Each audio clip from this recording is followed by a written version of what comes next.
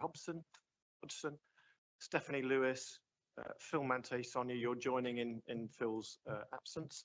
And I know that Ian Luscombe and Sarah Lonton will be joining remotely. Gavin Ellis will be joining late. So those are the apologies. Any further apologies? No. Next. So are there any declarations of interest before these items are discussed on the agenda?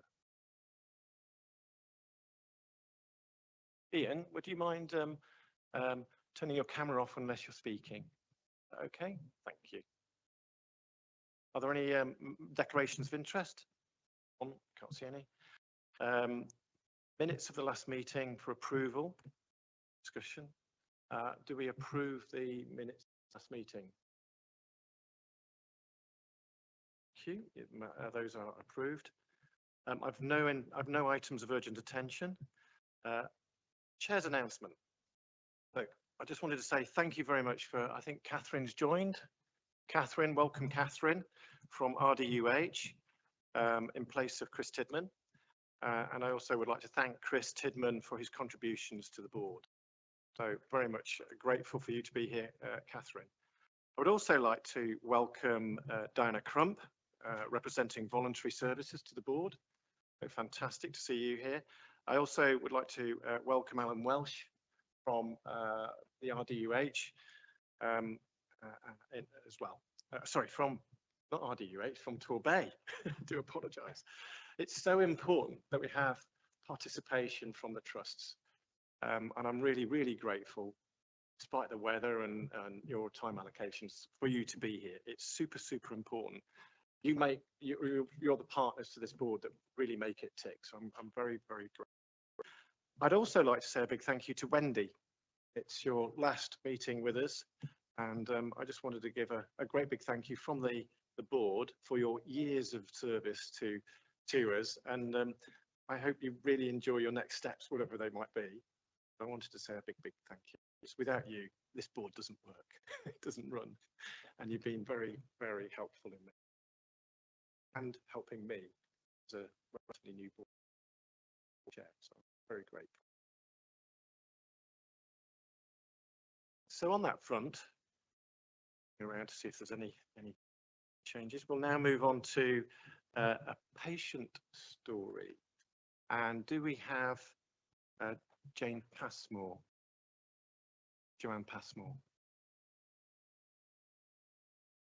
No, we don't see Joanne. Okay.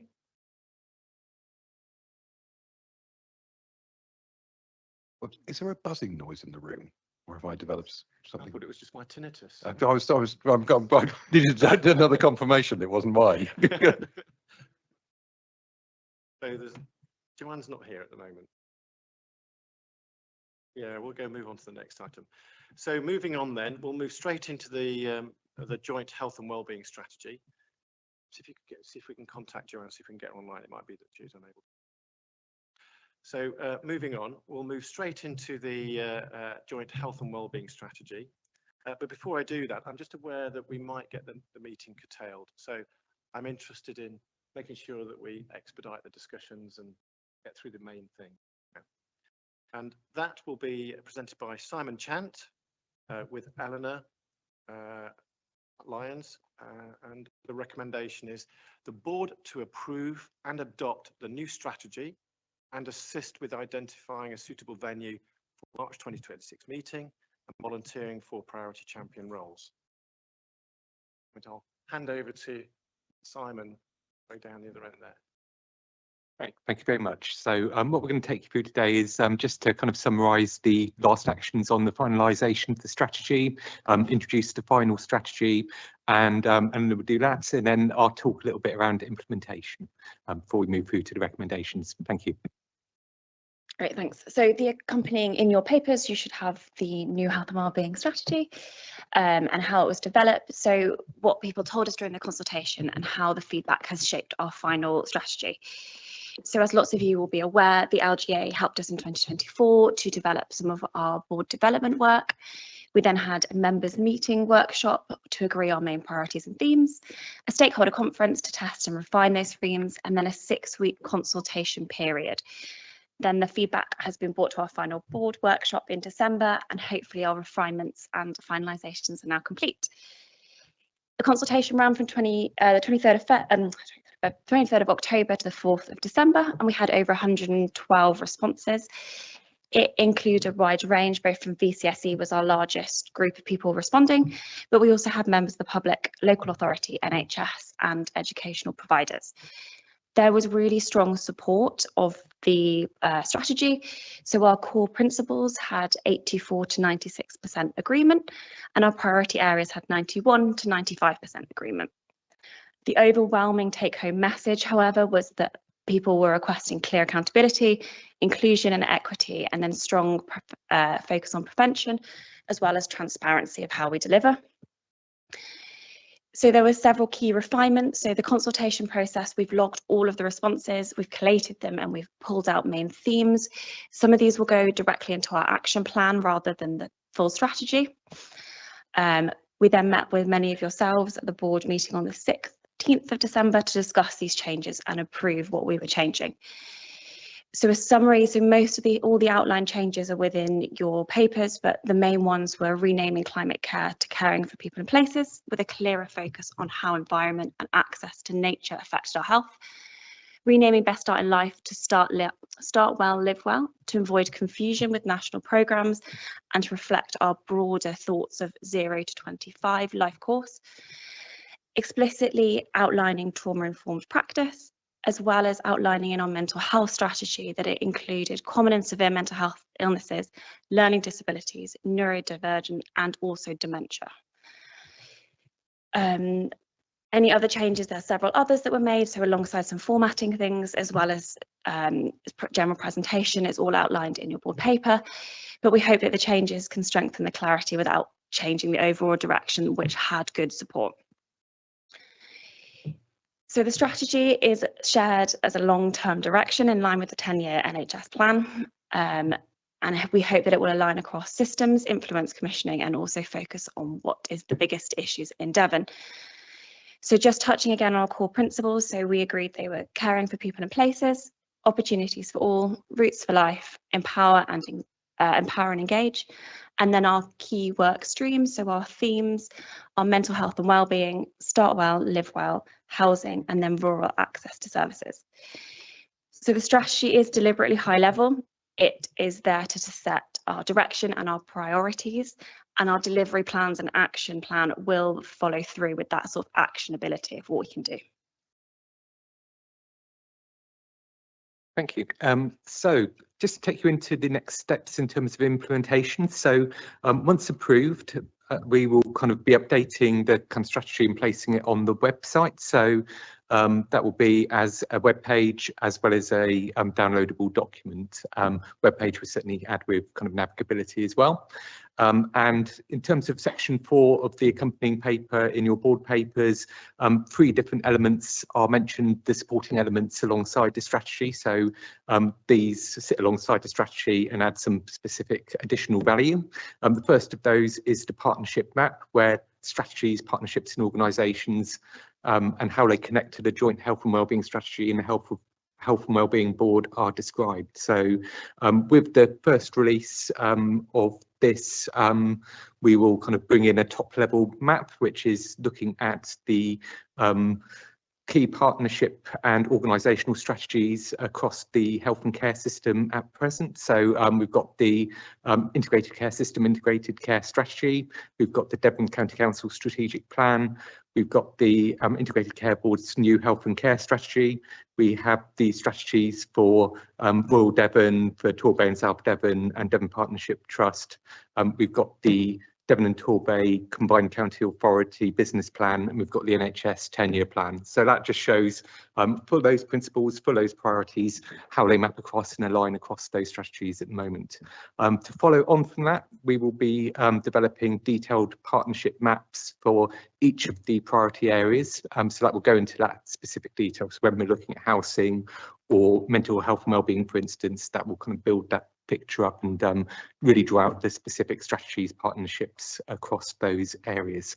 So in terms of other elements to follow, we have the action plan and the scorecard. So the action plan is all about establishing what the clear measurable steps and goals are in terms of the strategy and its delivery. So the intent there is to very much use that kind of partnership mapping exercise and a more kind of detailed deep dive into the contents of those wider strategies and partnerships to highlight what's already happening and look at where the board can specifically add value. And I think one thing to really bear in mind here is that a board's role here is strategic oversight. The kind of actual work will happen in these organisations, in these partnerships. So it's kind of highlighting how the board's priorities can be kind of delivered through those existing structures, as it were.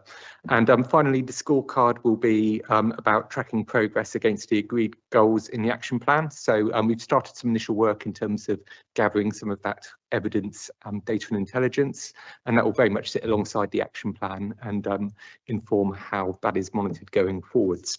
So these are all elements which we kind of developed and refined during 2026. I think a period of the plan taking us through to 2035 gives us plenty of time to really refine and scope and get that kind of detail in place. So I think getting that partnership map, that action plan and that scorecard right and developing it going forward is going to be really important. So finally, I'll just return to the recommendations. So just to restate those, they are to approve and adopt the strategy itself. The second one was about assisting with identifying a suitable venue for the March 26th meeting. You remember from the various discussions about ways of working and the intent to take the board out and really connect across our kind of local communities and networks. We were looking at holding meetings in different venues. So we're looking for a site for the next meeting on the 26th of March. And the intent is for that to be themed around the priority of mental health and wellbeing. So that's the second recommendation there. And then the third is looking for those champions around those priority themes. So, and that's very much about advocating and providing a link for that priority area. Light touch, so this is around oversight rather than the doing, but it's kind of highlighted there as a really important role. And we could have multiple people acting as champions within a particular priority. Thank you.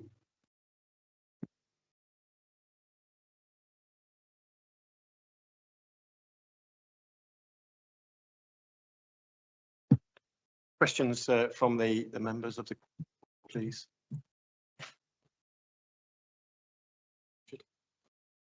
Thank you very much, Chair. It's not so much a question, but it's very pleasing to see that you've got a focus on housing, safe, warm and affordable.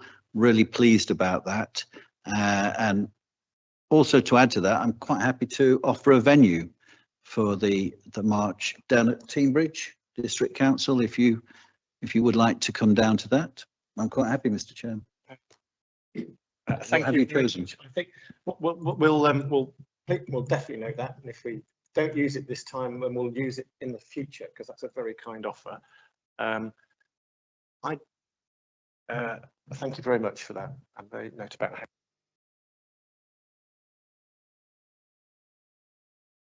Sonia. Hi, thank you, and thank you for presenting the strategy in its format and accommodating the feedback. I certainly feel we've been engaged all the way through, both in the drafting pre-consultation and in some of the sort of opportunity to look at the feedback. So I just wanted to recognise, certainly from a partner's perspective, we've been fully engaged, and in particular the attempt to align, that partnership mapping, I think is really important, very valuable to us all, I'm sure. And I guess I'm just going to offer, if you need someone to help coordinate an agenda, multi-agency discussion around some of the challenges that our communities face in that mental health priority. I'm happy to work with the chair on what that could look like and whether that's a venue that we offer that's mental health related and perhaps in one of the areas that provides services, or whether we could use the kind offer a team bridge. I'm sure we could look at that, but just wanted to put my name forward to help with that in March. So thank you, Sonia. That's a really welcome offer. Seen as, oh, right, sorry. Yeah, so very kind offer. And given that the plan is that March the 26th would be when we do the mental health approach, I'd be very happy to work with you and certainly with the officers, if I can speak on their behalf. I can't, perhaps, I don't know, if with the officers, to see if we can make that an event which follows the new ways of working for this board. So I'd be delighted to take you up on that offer. Perhaps when we come to Team Bridge, it might be related to housing or early start, any one of the other core items or challenges that we're hoping to agree as a board. Thank you, Sonia. Appreciate it. Tandra. Thank you, Chair. I don't have a venue I'm going to offer you, so sorry to disappoint. So I just want to say, like everybody else has echo thoughts, thank you, well done. I think one of your objectives was to make it a really accessible strategy, and I think it's achieved that. So I think if I was a member of the public, I would absolutely get what it's saying. I think I'm probably, like many, keen to get into the detail of what it actually means. So very keen for these events that are going to come up. Particularly around isolation. There's some comments in there around older people and how we help them stay connected. And we know that's one of our challenges in Devon. And dementia as well. I'm really, given the age profile of our population, but generally, I think I agree with Richard's comments about the join up that you've got across all the different services. And it feels like this connects with wider strategies, but also with our district colleagues and the services that they deliver as well.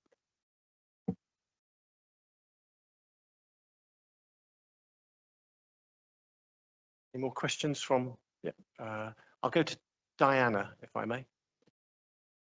Thank you, Chair. And in line with other people, not so much a question, if that's okay, but very much comment on behalf of the voluntary and community sector across Devon, that we are absolutely delighted how we've been engaged and involved in the process. You put a lot of effort into that, and also in terms of how much you've actually incorporated into the changes. I know it must have taken a lot of energy and time and thought, so really, really appreciate that. And echoing exactly what Tandra said, I've worked with lots of strategies over the years, and this is probably the most accessible strategy in terms of easily readable, understanding what it's trying to say, and not bamboozling people like me with complexity. It's a difficult thing to do, a really difficult thing to do. And Chair, I would suggest that this should be held up as a really good example of good practice. I also will be really interested to see how it translates. I think one of our concerns always with these strategies is trying to be all things to all men. And another thing that I think my colleagues and I thought was really helpful was the clarity around the 4 priorities.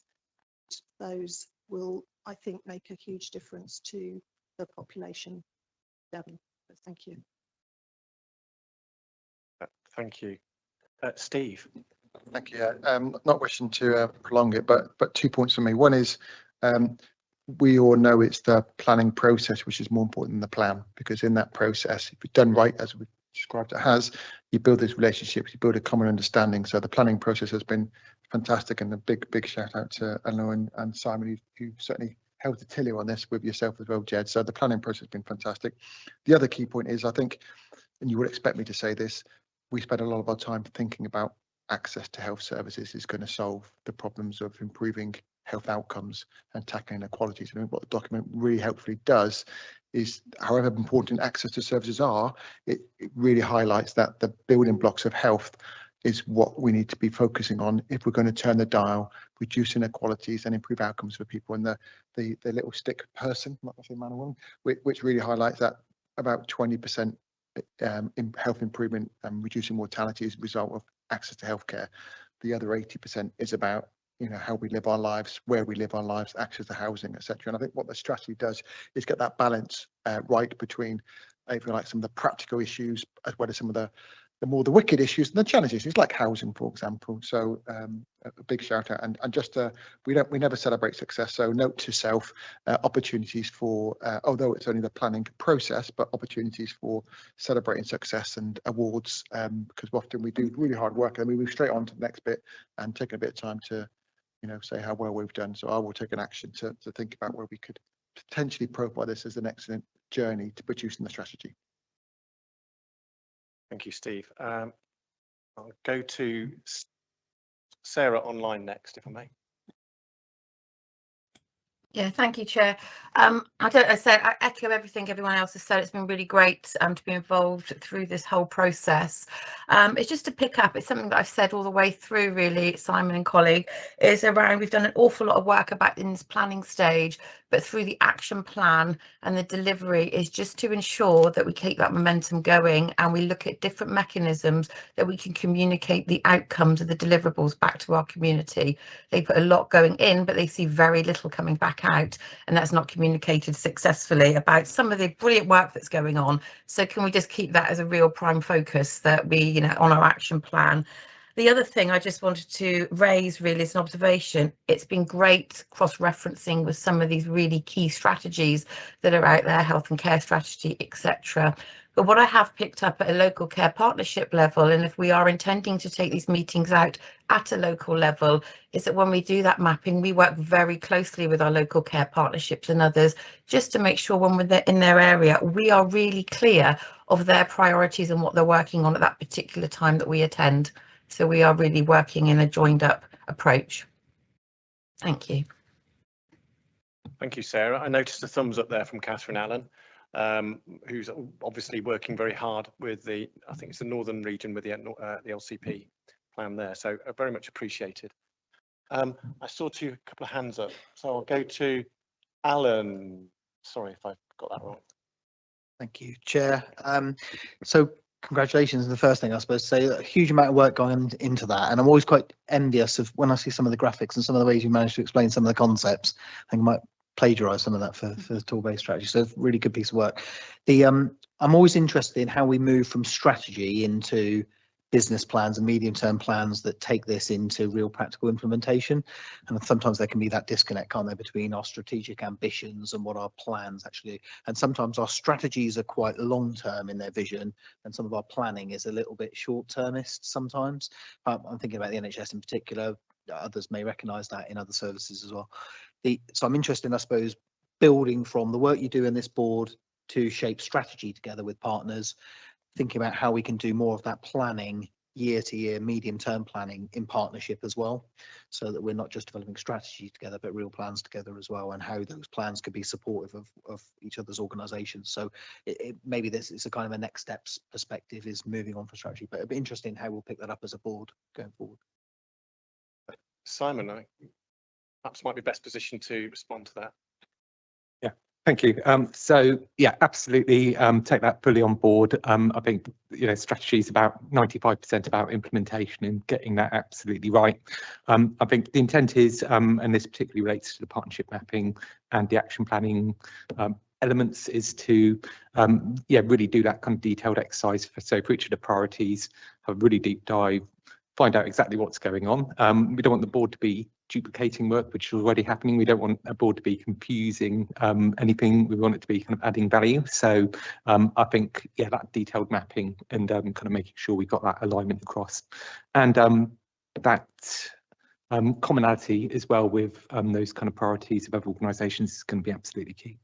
So yeah, and very much I think the first half of 2026 would be all about that, and I think we're looking to form some kind of working groups, bringing in people from outside the board to assist in that process, subject matter experts in those 4 priority areas. So yeah, we can just get a really good and detailed view which can take us forward. Thank you. So if I may comment on that. So coming into the next meeting, and perhaps with Sonia's help, with my support and with officers from DCC, we can really put on a really good event on March the 26th, something that's different. don't know what it's going to be like, because it's not really, it's not within my realm to say how it should run.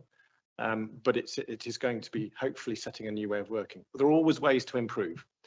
What I will be looking at is to work out exactly which teams are doing what the timelines are, who's going to be responsible for those timelines and those achievables, and to find out where the glue is that's not allowing us to make progress.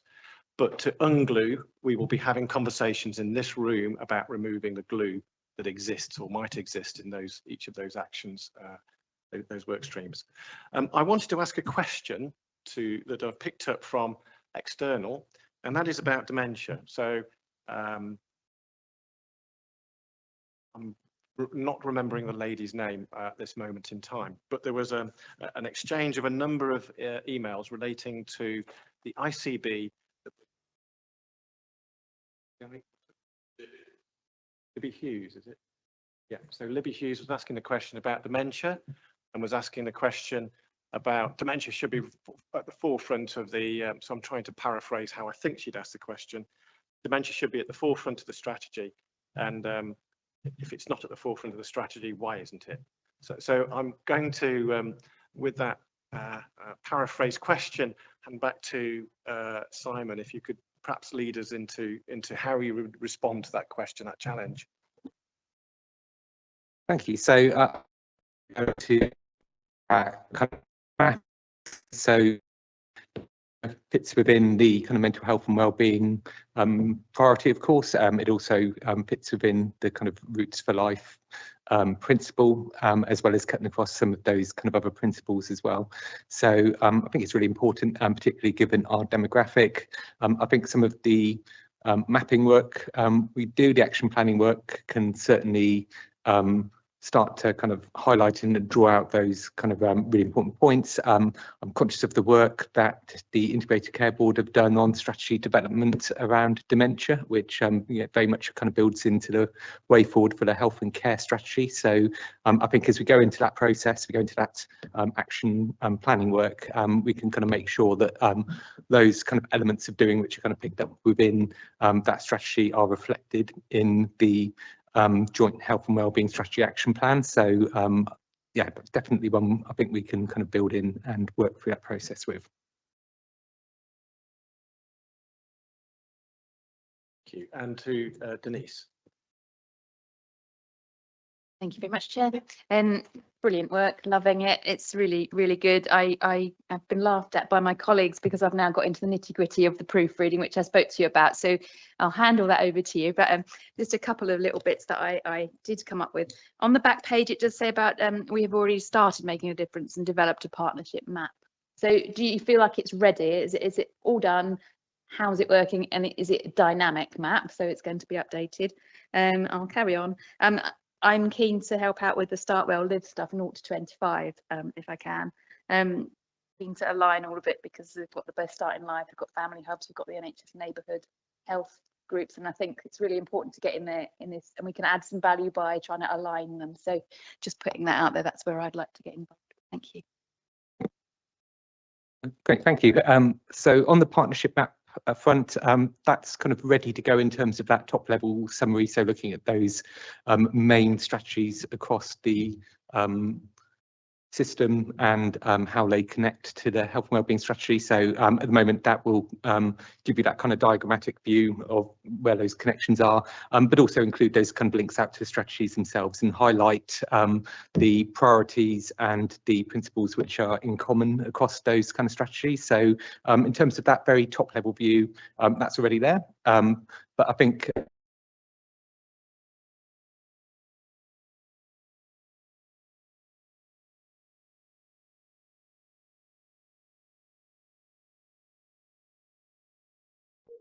to the building blocks of health, which we want to kind of draw into that overall picture as well. So I think it can develop and it can expand according to that. And there'll be that kind of stage coming on, which I think relates very nicely to your second point, where we're looking in particular at those 4 priority areas and looking at that kind of really detailed view of kind of what's happening right across the piece. So Yeah, I think over the coming months you'll see those bits kind of develop as well, and that will kind of work alongside the work we're doing across the board too. Thank you. Sorry, just to come back in and clarify. So is it a map geographically as well as system wide? So yeah, at the moment a kind of system map, although the kind of organisations within that, some of them will have a bit more of a local footprint, such as the acute healthcare trusts. I think when we get into the detail for the individual priorities like housing, start well, live well, then you might have a bit more of that geographic focus. So particularly if you're looking at housing, you might be drawing out some kind of very particular local strategies, particularly as the delivery is very much at a district council basis. So there will be a kind of geographic elements, but it's mainly about that kind of system map, as it were, that overall description. Thank you. With my district hat on, I was in this morning, I was in a meeting about district engagement plans at South Hams, and I was really happy to see that many of the themes that are in our plan also reflected in the district plan. So we have, they talk about VCSEs, funding, transport barriers, learning skills, digital skills that we need to pick up and learn, and also about children and young people. So there's a lot of things happening at the district level. So with my district hat on, I was extremely pleased to see how the plans were developing at South Hams, and I would like to think that we can use that as a benchmark to other district councils for how they might proceed going forward. On that context now, it seems like we've all spoken. If there are no more questions, what I'd like to do is basically agree with Alan's point that there is an absolute need. We need to take this strategy and turn it into reality. And that is where the rubber hits the road. It really is really vitally important. And that is going to be where this committee, this board, does its work. Because when there's a difficult discussion to be had, hopefully you'll be already developing those relationships so you can discuss them prior to getting to the meeting. But if there's a discussion to be had, then we should be having those meetings and those discussions about challenges that we're faced with in this room or with this group. We need to do that in the right way. So I'm really hopeful that over the next year, we will be able to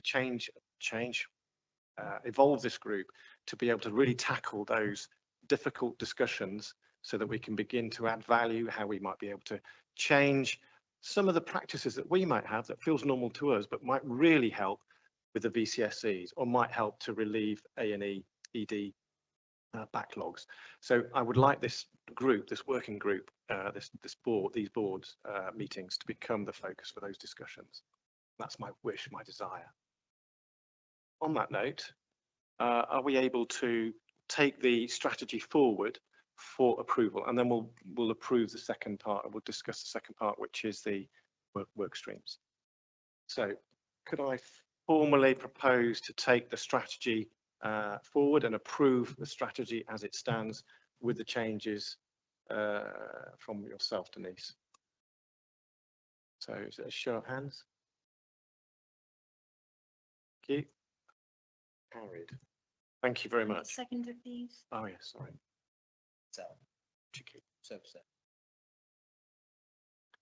Thank you very much. Now, Simon, would you just come back to the second part, which was trying to work out work streams, and we've seen and heard some really amazing offers for support. One from Sonia, one from Richard, and there was another offer on my right here from Denise to support the operational implementation or the work streams, etc.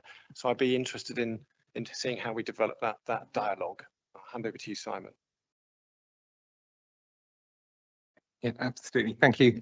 So I think drawing those points. So the second ask, of course, was around the venue, which I think, yeah, that's kind of well in progress for next time, which is great. In terms of more of that sort of action planning focus, taking those kind of work streams forward, I think some of the initial work would be kind of starting to do that kind of deep dive, that kind of audit of where those existing strategies, partnerships are, and how they're operating across those themes. So I think that's going to be a kind of useful prerequisite for that work.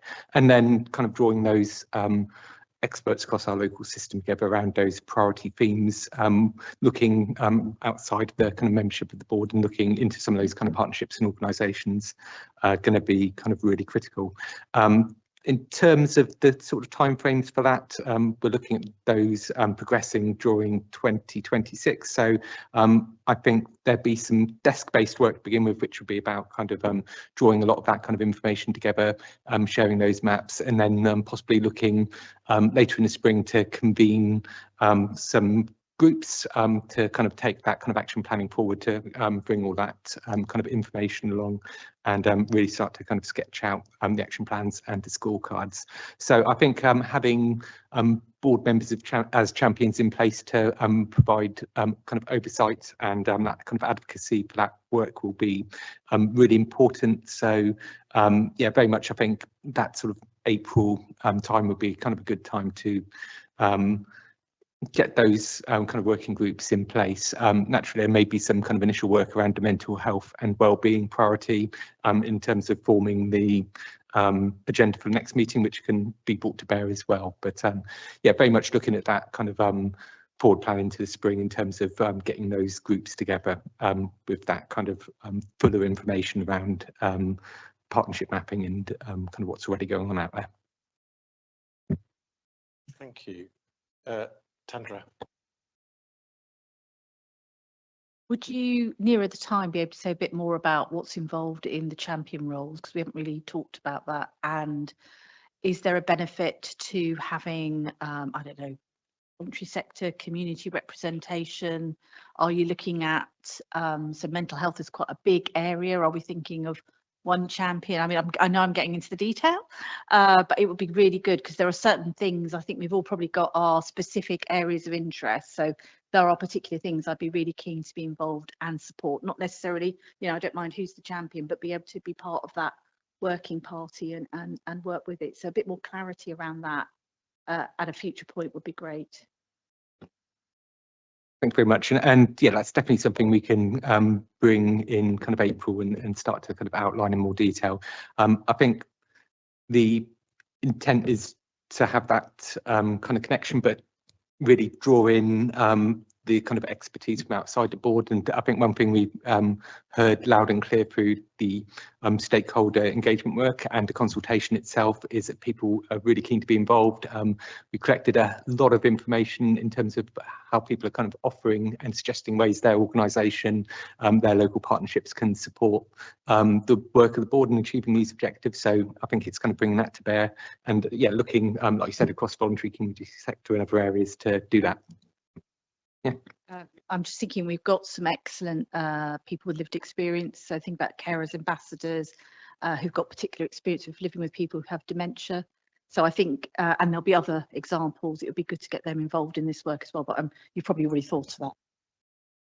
Absolutely. Yeah, thanks for that. And yeah, definitely, I think bringing something along which gives a bit more detail to that role and start to maybe for the kind of April, the March board meeting where yeah, you can start to kind of really look at what those action groups will look like, what the champion role would be within them and within the board. I think would be a good way to go. So yeah, I'd suggest we do that. So thank you, Simon. So far we have Sonia. I've offered to help Sonia with mental health, and it'd be great to have the representation, Tandra, that you think would be appropriate to help shape that group. If we move forward, you started with Start Well, Live Well, and it'd be great to understand which partners you think, because we're happy to try and change the board. We want to make sure the right people are around the table, and this obviously includes VCSEs. So it'd be great to find out who should be in those discussions, so we can really make sure we've got the right people at the table for those meetings. Housing. Did we pick up? Oh, who picked up on housing? So that was Richard. So we might work together to find out how to shape that work stream. The area where we seem to be quiet at the moment is on the rural areas and access to services. And Diana. Yeah, if I could just propose on behalf of the VCSE Assembly that we work directly to ensure that there's the right representation, obviously in terms of rural. I know Devon Communities Together would wish to be involved in that piece. In terms of housing, there are some specific organisations that I know would be interested in terms of their specialist knowledge, but also some general VCSE. So I think it would be quite, not easy, but it would be very possible for us to have initial conversations as to how we get that representation in a helpful way without over egging it.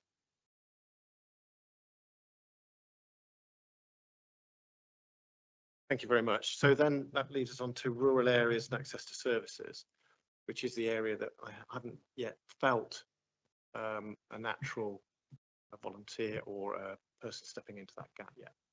So perhaps that's some area that we might need to discuss how we make that work. I think it would be worth having a conversation with Councillor Holkin, is that how you say her name? Cheryl, who that's her cabinet role. Right. So whether she would be able to step up, I don't know. It's up to her. But Councillor Holkin, there we are. Can never quite say it right. I apologise. Cheryl. Okay, that'd be great. But you know, don't tell her I told you that. No, I won't. And when you do speak to her, making sure that it sounds like we're a really nice, friendly bunch of people that she'd enjoy working with. Yeah. Just very quickly, I mean, what we did say, so I'm conscious Cheryl's not currently sat on the committee. What we did say is, once we've done the strategy, it's important we reflect on have we got the right people with the right skills to sit around the space. So I think when we've talked about it, Jed, haven't we? So there's an opportunity, I think, in May to potentially look at the constitution, but an opportunity to make sure that now we know our priorities, let's get the right people, you know, press gang them into coming, offer them bribes, but make sure we get the right people here around this space to help us deliver those strategies. So that was just we had that conversation previously. So the concept of Cheryl, for example, obviously not sat around here. I think we have, you know, out speaking for us, you would clearly want to be involved in the work we were looking at as a board in whatever capacity. Just to say, she's probably doing it anyway. So it may just be that she has a report, you know, and that would be covering it because that is her remit. So. Excellent. So it would be really good if Cheryl could potentially run that if she would say yes. I would say that it's about the interactions with RDUH, RD&E. It's with the interactions with all the groups here that we're trying to find have those discussions. I am aware that there is I don't know if the number's 200 or 300 million deficit across the system. If you look at all the health systems across the board, that there's a deficit. We are undoubtedly going to be faced with really difficult discussions in the year going ahead. And I would really like to make sure that the people who provide the solutions are going to be in the room, sitting around the table, trying to work out and identify those solutions.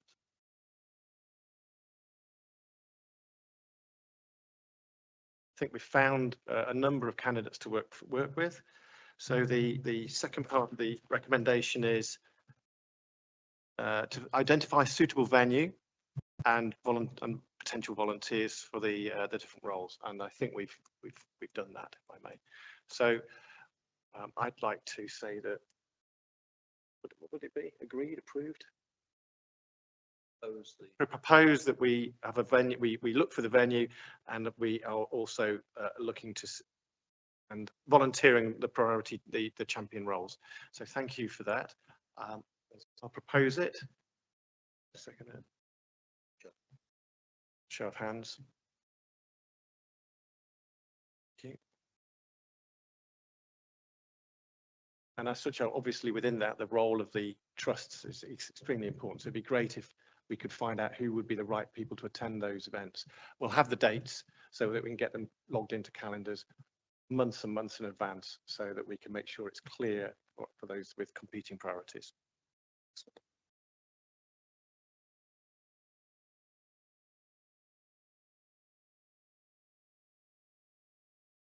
Yeah, so brilliant. Ensuring community voices. Thank you, Sarah. That's really, really important. Thank you for that. And it's noted.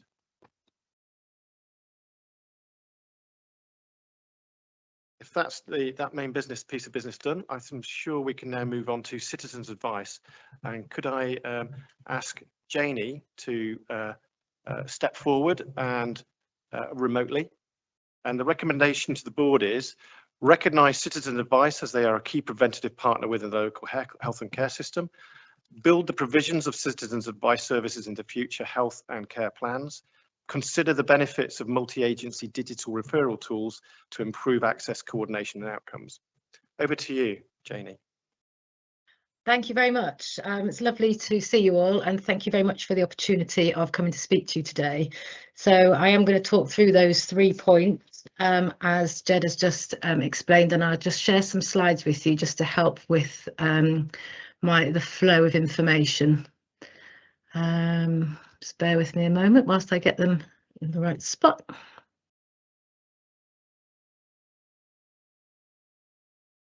Okay. Is that working? Can everybody see those? Yes, go ahead. Yeah, great. Thanks. I can't actually see them myself, which is a bit strange. Okay, so I just talk through, I've got about 10 slides to talk through, and these are the main points that I wanted to discuss. So just a little introduction to citizens' advice, who we are, what we do, and the impact that we have. How our work ties in really closely with population health and what you've just been discussing earlier in the new health and wellbeing strategy. And as such, we are a key preventative partner. We do need to think about sustainable funding for our organisation. And once I've sort of made a case for that, I'm also going to look at some of the benefits of looking forward to a digital referral tool. So just in brief then, Citizens Advice South Hams. We are a community-based organisation. We've got 20 staff and 60 active volunteers and operating across the South Hams. I think most of you will know our service. We give information and advice to help people resolve the issues they're facing. We take a holistic approach and enable people to move forward. So we build their capacity and their capability to take the next step and empower people to act on the information we give. We also gather evidence where there is systematic detriment to people's circumstances, and we use this to campaign for change. We can do this on a national and a local level, and this is possible because Citizens Advice is in this fantastic position of being national and local. So the South Hams charity is independent, but part of the national network of 250 organisations across England and Wales. We've got an 85-year history of working together and doing this campaigning and giving the information and advice that we do. Across South Hams, our main office is located in Totnes, and we've got outreaches across each of the market towns. But across Devon, we actually operate from over 50 different localities, 50 different partnerships that we have with organisations across the patch, and that makes us one of the most accessible services for people who are facing rural isolation and the difficulty navigating the transport infrastructure. Last year, the Citizens Advice services across Devon helped 30,000 people. So when we look at the impact that we're having, this slide here gives the data that the impact that we've had as a local organisation. So you can see nearly 7,000 people helped in 12 months with 22,000 issues. We've also managed to generate nearly £3 million of financial gain for the clients that have walked through our doors, and our qualified debt specialists have written off nearly £1 million worth of unmanageable debt. So we are tangibly improving the financial circumstances of people that we're helping. And you can see that we've got a really good satisfaction rating as well, which I guess is not that surprising. On the right-hand side of the slide, there is data that has come through our colleagues at National Citizens Advice. It's Treasury-approved modelling that shows not only do we help individuals, but we also make savings into statutory organisations such as local authorities, the NHS and the DWP. So one of the beauties of Citizens Advice is that all of our data across the whole of those 250 organisations across England and Wales is held in a single database, and we use a constant and systematic way of recording the information that we're giving out to clients. So you can see here for the South Hams that around 40% of our work last year was around benefits and tax credits, with a fifth of it being helping people with energy bills and energy communications with the energy providers. What this means, if we have within each of these categories, we've got 17 advice categories that are divided and then subdivided again, making 2,000 different codes that our advisors, our paid staff and our volunteers use to record the information that they're giving to clients. That goes into our national database, and colleagues at National have actually been able to help us track the impact that the cost of living has had across the country.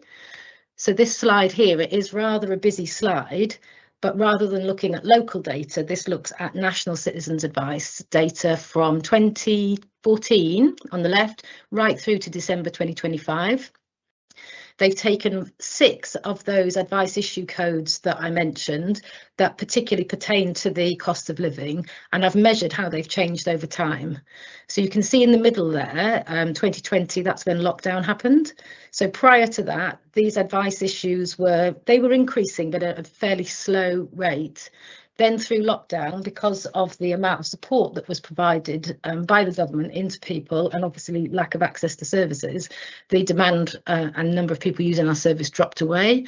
But as we emerged from lockdown into this period of increasingly fast rising inflation and stagnant wages and welfare benefits, we've seen the demand for these particular areas increase to an absolute peak, which hit the highest levels ever in November 2023. So pre-lockdown, we weren't really involved with handing out food bank vouchers as a service. Now nearly 3% of our time is spent making sure that people have actually got enough food to eat. And we also give out a lot of fuel vouchers to make sure that people can keep their homes warm. The data that we've got, we can also cut by different characteristics. This particular slide here is looking at homelessness, which is one of the 6 factors in the slide above, but it's splitting it out by people who have a disability or long-term health condition against those who haven't declared that, or it's not relevant to the circumstances they've come to us with. When we look at this, it's a very easy message to see that since lockdown, people with a disability or long-term health condition are increasingly finding homelessness more of a challenge, and they're coming to us to seek help and support, which means that we think these people are being disadvantaged at the moment and experiencing the impact of the cost of living to a higher degree. The last one on the data, this is a different way of cutting our data. So this is going geographically, and then it's an example from South Brent. So this information shows somebody living in that area, what the advice issues are, what the main areas of demand are around benefits and debt, what the ages are of people coming to see us, the gender split, and so on. So who are the people that we help, and what issues are they facing? So on the screen here, these are some examples of what people are experiencing that maybe prompt them.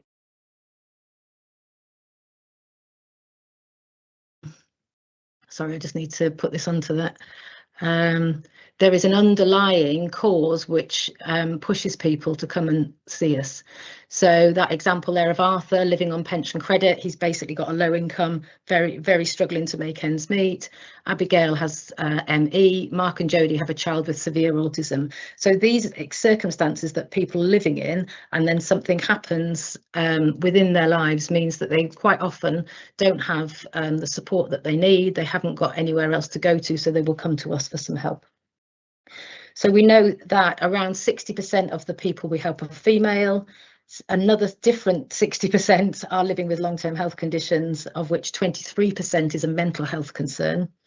Around 20% are single parents, and 34% are living on a low income.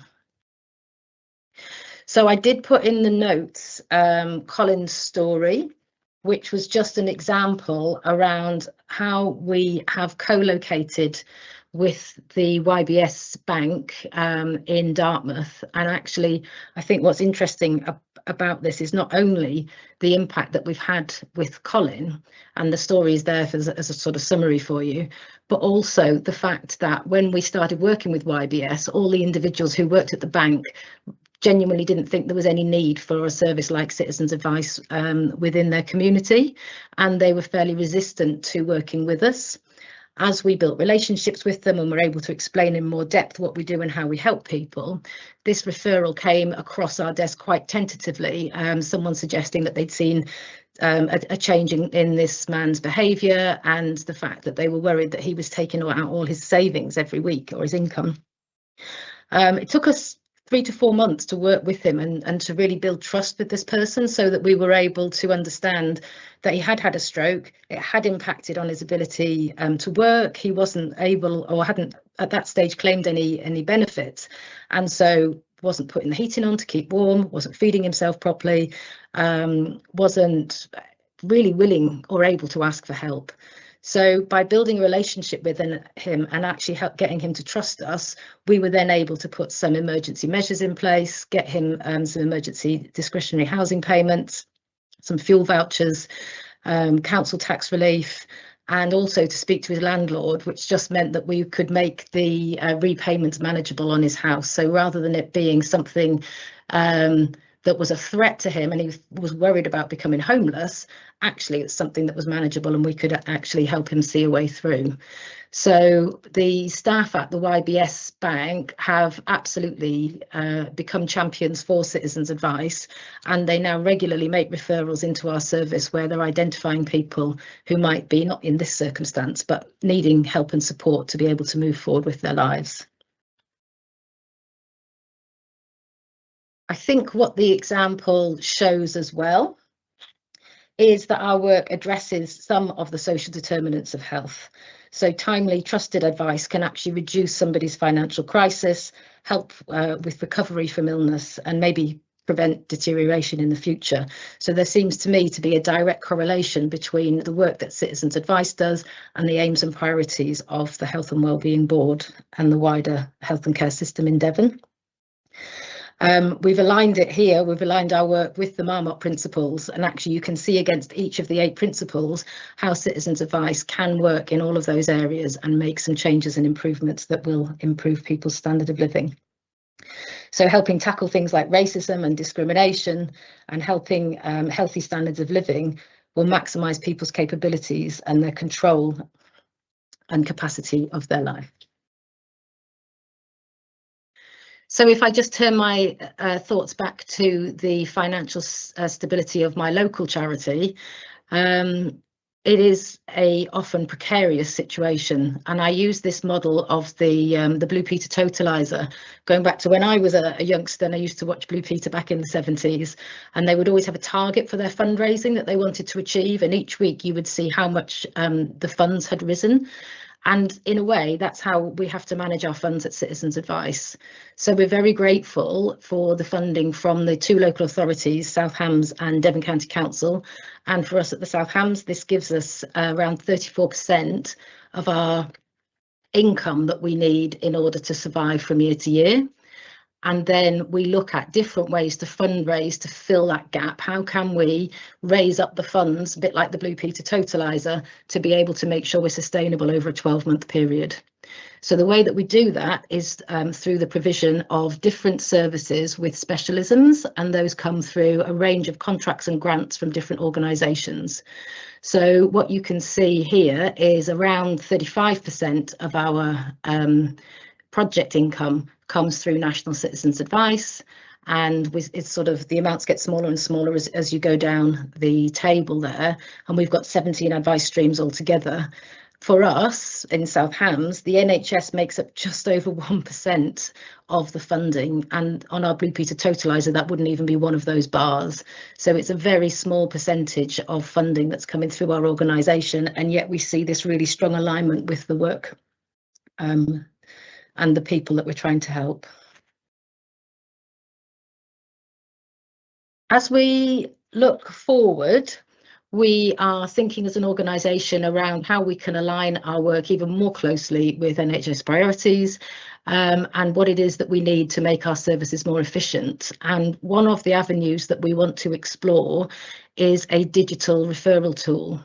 So at the moment, we are providing the best services we can directly to our clients, and then where they need further help, we will have a data sharing agreement or a personal relationship with another organisation that we can refer our clients onto. And likewise, when agencies want to refer into us, there's a separate data sharing agreement or a separate portal or a separate telephone number.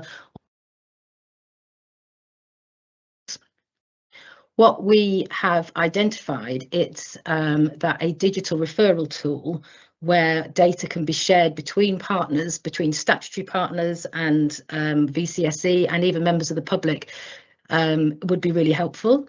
This is an example of one that's been developed in Essex. So it is a tool that has been in operation for over 10 years and it's used by the NHS, the fire police and the voluntary sector.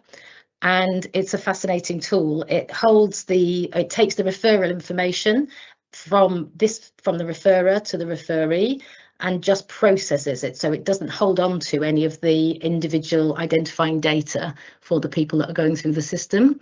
What it does do, though, is collect that data in terms of activities. And once the referral has been made, you can see then that as from a commissioning perspective, if you look at the picture on the left there, they are lowest super output areas in Essex, and the orange dots represent the number of referrals made or received within those specific areas, which are rated against the indices of multiple deprivation. So by using a tool like this, we think there is a real opportunity for the voluntary sector and the health sector to come together and really make this much more efficient and referral process between our different organisations. So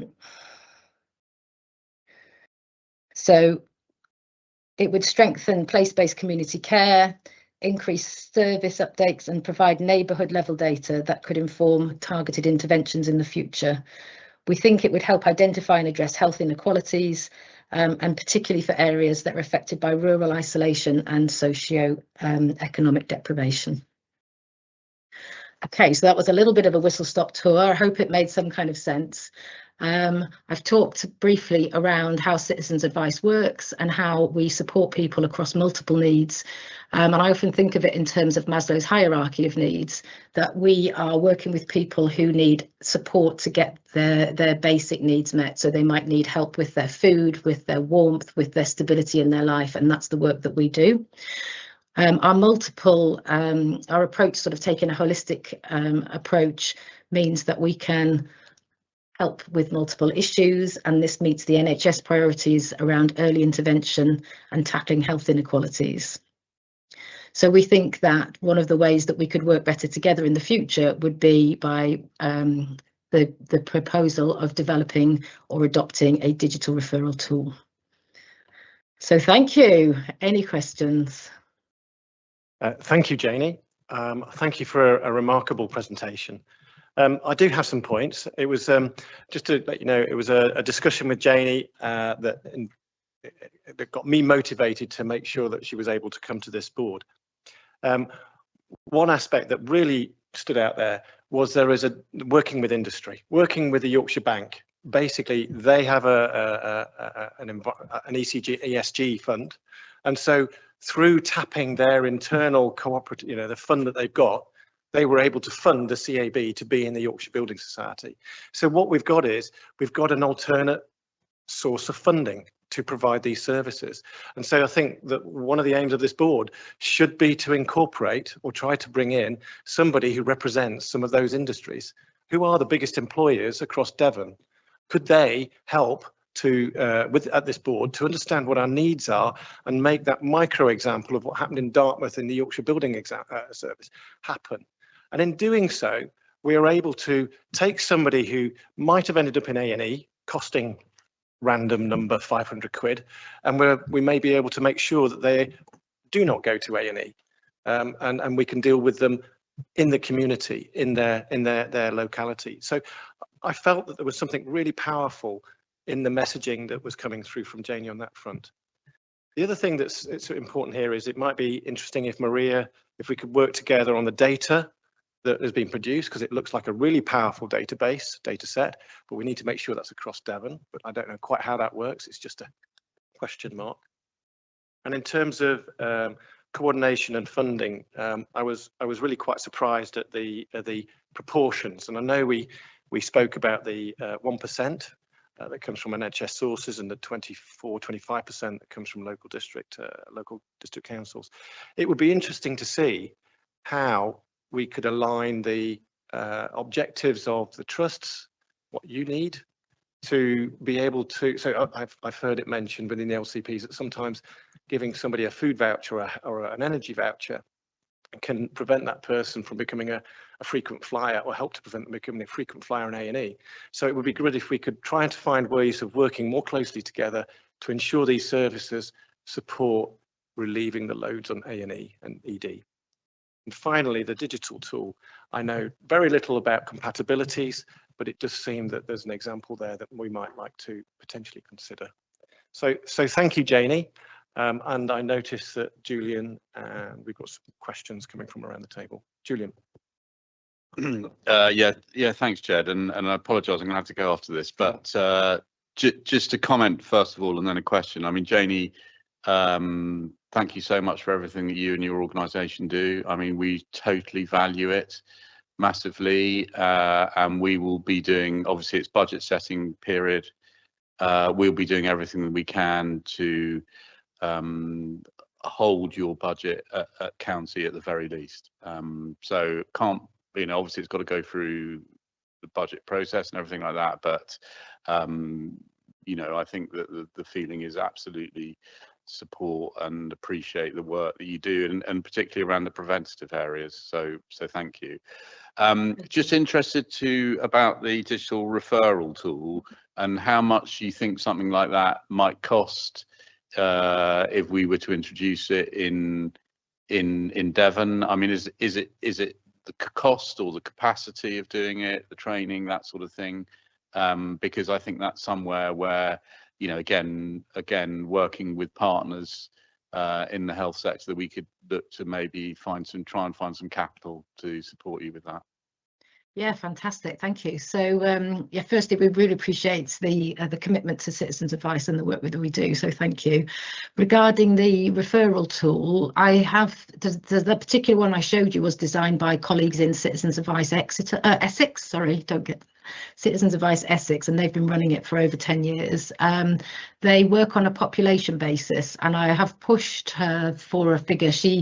They were really tentative because I think they understand the complexity of the health and wellbeing system in Devon, but somewhere between £80,000 to £100,000 for the initial setup was what we thought it might cost.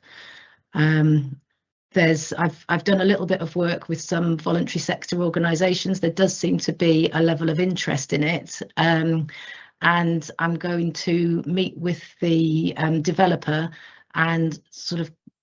What I'd really like to do is go to the ICB and to go broadly across Devon and see if there is something that it's worth exploring. There is the Joy app at the moment, but we believe that's really rather clunky, for want of a better word, and I think there was quite a severe data breach on it recently. So this would offer an alternative to the Joy app, and I believe there is some interest in a Devon engagement platform. So rather than maybe developing that, is it possible to look at this as a tool that might work in that framework? Thank you, Julian. I'll just note that EPIC has been rolled out across Torbay. It's already in RDUH. I think Plymouth have got aspirations to also make sure it's implemented there. If we're talking about joined up systems with the NHS, it might be interesting to understand the interoperability of whatever solution is evaluated with the planned EPIC rollout across the whole of Devon.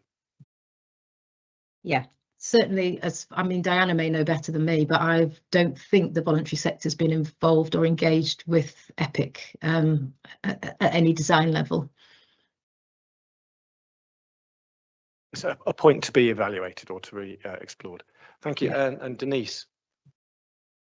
Thank you. Thank you so much for the presentation. I'm really interested in the digital tool, and this is something perhaps that Steve and perhaps Simon as well, I think it is something that needs to be really cohesive and planned by everybody.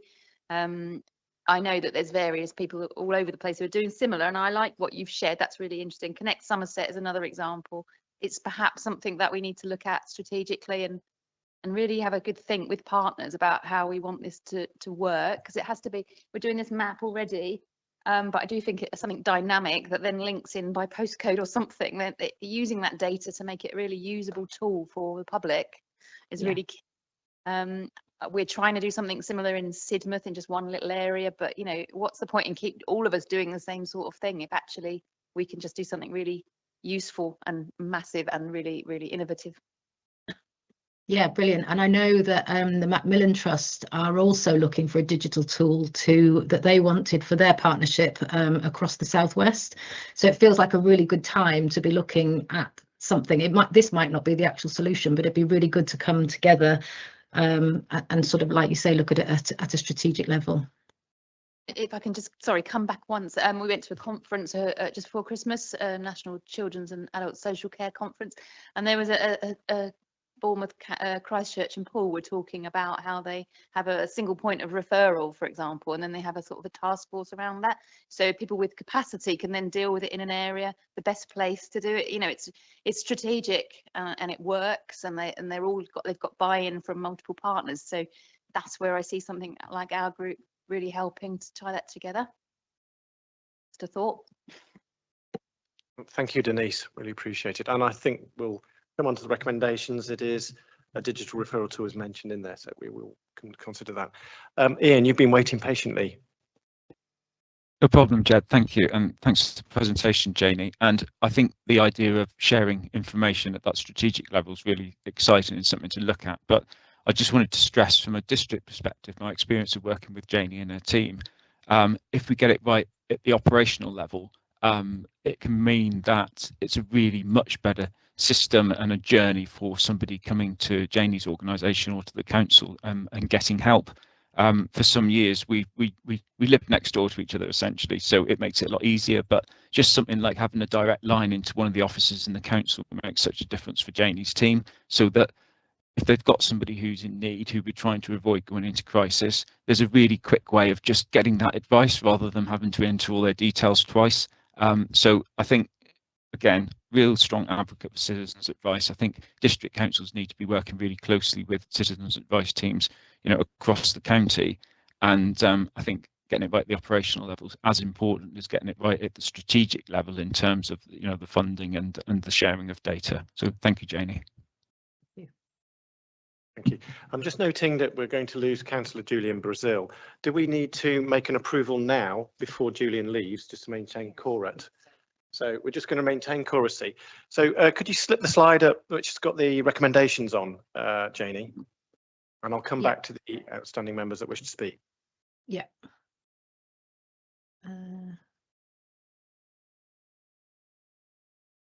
Is that showing now? Sound like it. So I can read them out. If you get them up there and find them, that'd be great. Recognise citizens' advice as a key preventative partner within the local health and care system. There we go. I'll let you read it. Sorry. So yeah, recognise citizens' advice as a key preventative partner within the local health and care system. Ask stakeholders to build provision of citizens' advice services into future health and care plans, and support the provision of a multi-agency digital referral tool between statutory and community partners and the public. So I'd be happy to propose that. Is there a seconder?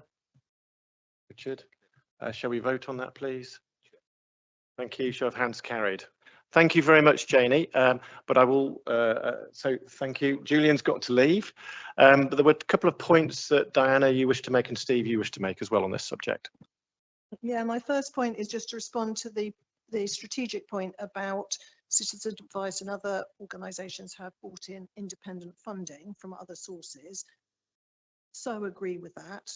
There is an organisation I'm sure you are all aware of called Devon Communities Foundation, DCF, and their role within Devon and across Devon is to work on behalf of the voluntary and community sector, to work with businesses and local businesses and regional businesses to help businesses to understand what the voluntary and community sector need in terms of grant funding and other support, in terms of not just financially, but also in terms of skills, capacity, all of that kind of thing. Sometimes what we actually need is some marketing support. We might need something that these organisations can provide us either through their social value or through other means.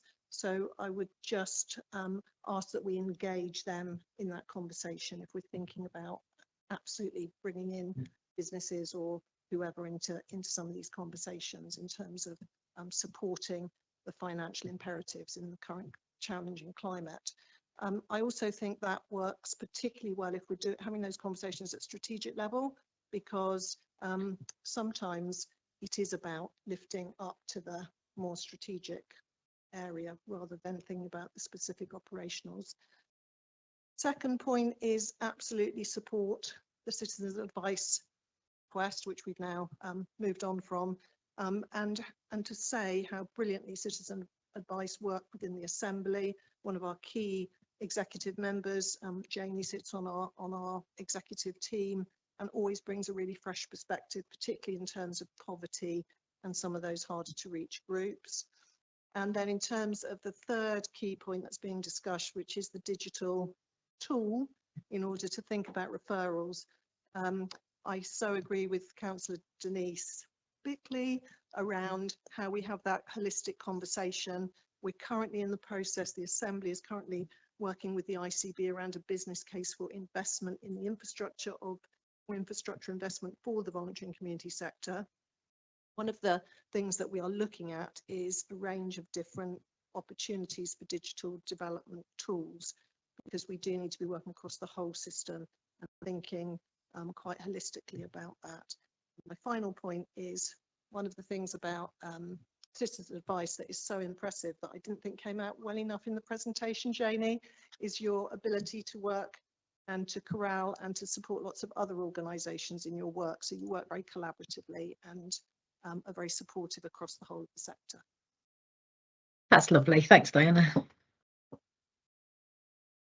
Okay, just a couple of points for me. Thanks, Janie. Really, I think what your presentation does is really emphasise the strategy around the building blocks of health. So we know having resources and money to feed ourselves and make sure we've got fuel to heat our homes are key core building blocks of health. So it's helpful. I'm not going to make the assumption, so I'm going to ask the question. You described for South Hams a rather complex and multifaceted approach to things like funding. And I guess the question would be, I'm making the assumption, so please tell me I'm wrong, that the other CABs across the whole of Devon, whether it's North Devon, Exeter, probably have a similar challenges, I suppose, in terms of those funding streams. So, but please tell me if that's completely wrong. And I guess the question which leads on from that is, I'm curious to know how collaborative the various CABs at district work together across a council, county-wide. Picks on Dana's point around that strategic point. So put to one side the operational, or each of them across the Devon and the 60 locations. If we took it up to a health and wellbeing board level and we were thinking about providing support for those most vulnerable across the whole of Devon, that to me would happen most optimally if there was huge collaboration. So, but again, I don't want to make the assumption. So just a couple of key, I guess, questions or comments for your reflections, please. That's really helpful, thank you. So regarding funding streams, yes, it's a similar model. So there's 5 legal entities of Citizens Advice that cover the geography of Devon. And then in addition to that, we've got Citizens Advice Torbay, Citizens Advice Plymouth. So each of us operate an independent charity, and the chief executive for that charity is responsible for the financial sustainability of that organisation.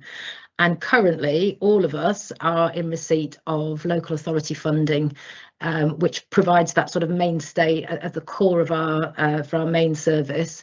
And then we independently go out and fundraise in various ways to make sure that we each meet our Blue Peter Totaliser challenge. What we do, and I think we do it quite effectively across Devon, is we operate in partnership on multiple different projects. So Devon County Council, for instance, funds a consortium called Citizens Advice Devon. So at that level, Devon County Council can fund one single organisation, and then we will between us split the money out and deliver the project to meet the needs in a. So I think that answers your second point, in as much as we already have a mechanism for working together. We run multiple projects that way. So we have a project called Quids for Kids, where we are making sure that children with disabilities or their families are getting the income that they should do to support them. We work in partnership with Health Watch, and that's a regional project across all of Devon, Plymouth and Torbay. And so those projects are managed by individual LCAs, but responsibility sort of is collaborative.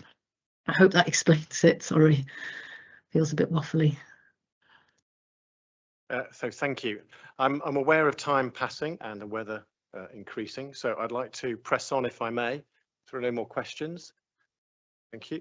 So the next item on the agenda, and thank you, Janie. I'm sorry, I've got to really say, I do apologise.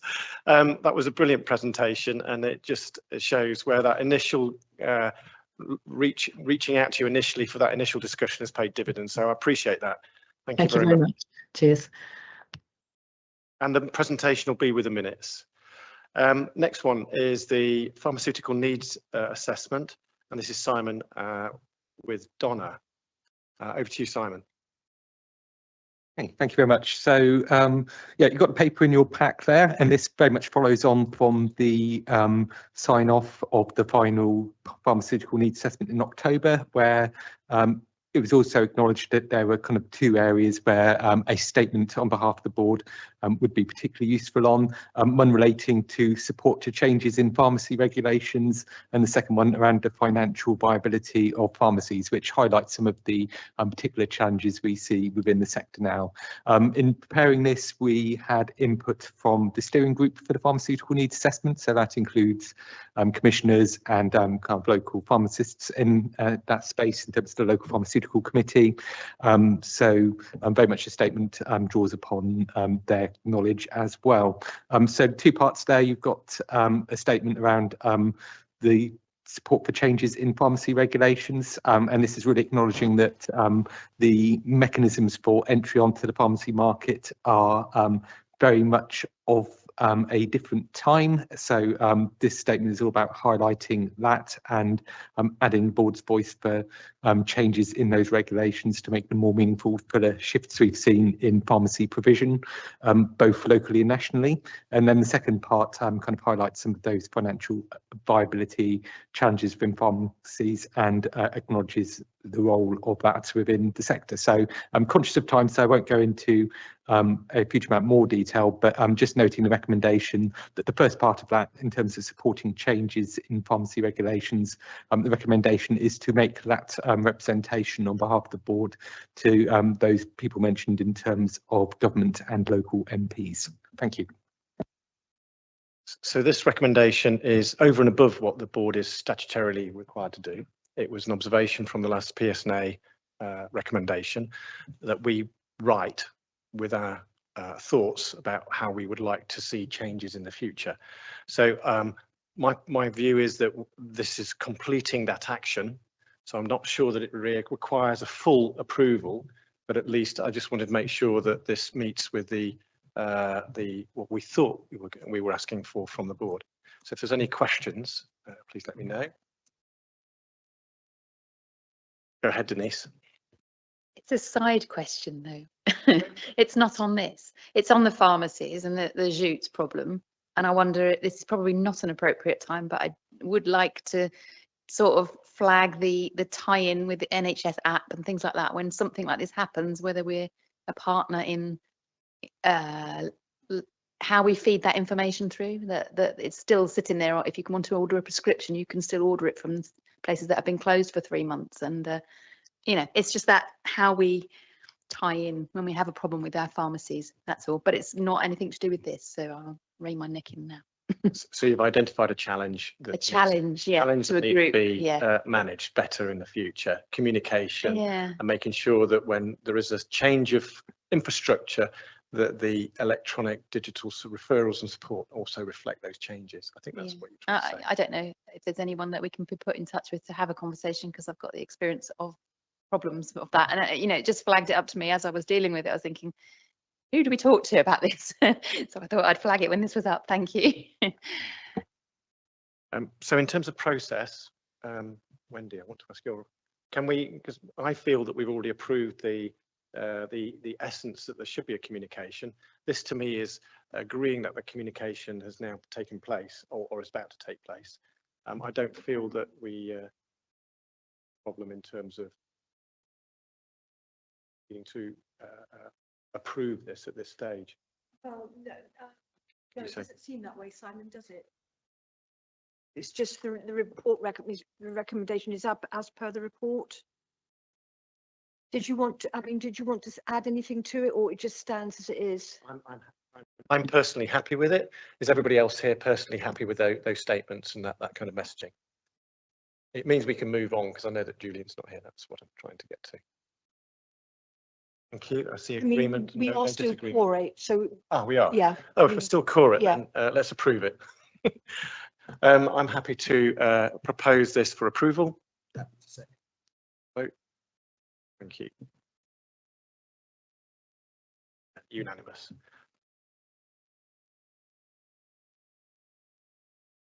I note that last minute apologies arrived from Peter Collins, involved in the ICB. He's involved in an ICB meeting. I'm take it that we've read the ICB report. Are there any questions to be reflected back to Peter?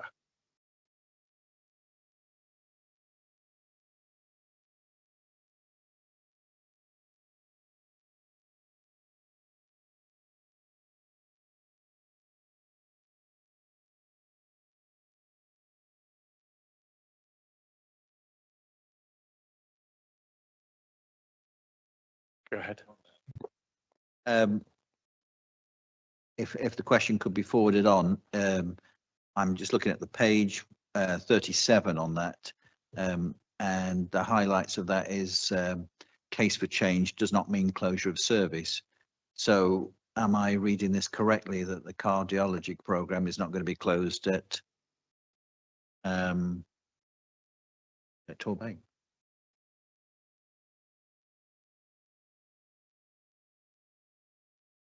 No, I can't answer that question. That's a question for the ICB to answer. Yeah.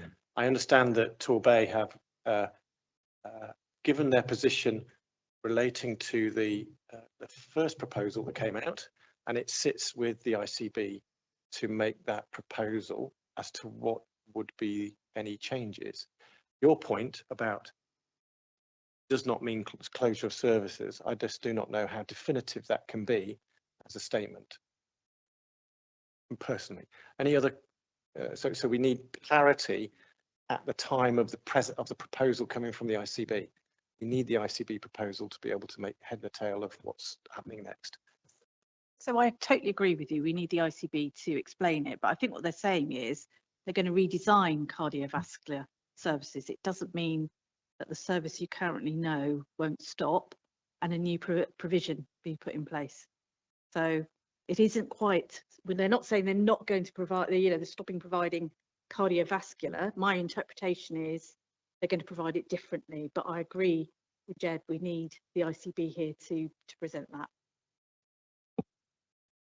Perhaps we can, when the ICB proposal comes through, I think it'll be a really urgent item that we should circulate by email so that we're able to provide feedback. Because if we wait until March, and March is all about mental health, we'll be missing the boat. So this to me is a really hot potato from a resident's perspective, and it would be great to make sure that the updates associated with this proposal are immediately communicated, and there's an opportunity to provide some feedback from councillors and importantly DCC and the districts. If that's okay, that's how I'd advise we move forward. Thank you. Denise. If you're just looking for comments on this at the moment, the oral health programme for primary school children, it's just sitting really badly with me that this is on a report about the state of the NHS for public health. I mean, NHS dentistry, we need to address that, don't we? Having a lesson at school is not a replacement. And I think for those children who are disadvantaged anyway and whose life at home it perhaps does not feature cleaning teeth, I just think this is not enough. And they are also potentially thinking of specific ones likely not to be in that lesson anyway, and therefore miss out again. And so we need to do more about NHS dentistry for young people in particular. So I just would be remiss if I didn't mention that now. Thank you. And I completely concur. I've spoken to single mothers who've got 2 children who simply cannot afford private dentistry for the children. And so there is a gap there. The ICB, I know, have been making great efforts to try and bridge that gap. But at the moment, I would perceive it's not simply not enough. So it would be nice to encourage Peter Collins to see if we could have a bit more of a dialogue about how that might work going forward. We know that tooth decay starts in the gums when teeth are forming. So, you know, it's not enough to have a lesson when you're 7 to brush your teeth. It's probably already too late and those habits won't form. So thank you. Oh, sorry. So if we can, then we'll move on to the Better Care Fund and to Solvay. If you could speak to the update. Thanks. Yeah, happy to. So this, as usual, is the quarterly report. And then also, as we've agreed for this board, is an update on where we are in terms of the spend and the budget within the Better Care Fund. It covers Q2. And as so it was submitted in November. So this is the sort of the retrospective report of activity. So I'll just go through some of the headlines. First of all, in terms of the activity. So the metrics that we measure against, the first one is emergency admissions, and this is because we don't want people to go into hospital if they don't need to, if there's anything we can do to prevent that. You'll see there that from the report that we are performing close to the emergency admissions target through July and August. We were pretty close. We then, in September though, we haven't had the formal reporting through, but our local reporting is telling us that numbers have gone up in September. So we have not hit our target for September. We do need to validate that and make sure that that's right. And we're looking into that, but it does look like there's been a bit of an uptick, and we wouldn't put that down to sort of winter pressures. That's too soon. So we just need to understand what's behind that, what's driving that. And that's something that the whole system keeps a really close eye on, because it's really important that we keep our hospitals flowing properly and only the most appropriate people are admitted to hospital. So we just want to understand a bit more about what's happening there. The next one we measure is discharge delays. So this is about once people are in hospital, can we get them out as quickly as possible, as soon as they're ready, get them back home as quickly as possible, or wherever the most appropriate place for onward care is. I wanted to make a point that we also regularly hear, when you hear about pressures in the hospital, we hear about a term, no criteria to reside. And years ago, that used to be delayed transfers of care. We've changed the acronyms. We love an acronym in the NHS, don't we? And I just wanted, I know it with acute colleagues around the table, they will say, no criteria to reside is not where we want it to be. So there are too many people in hospital beyond the date which we'd like to see them out.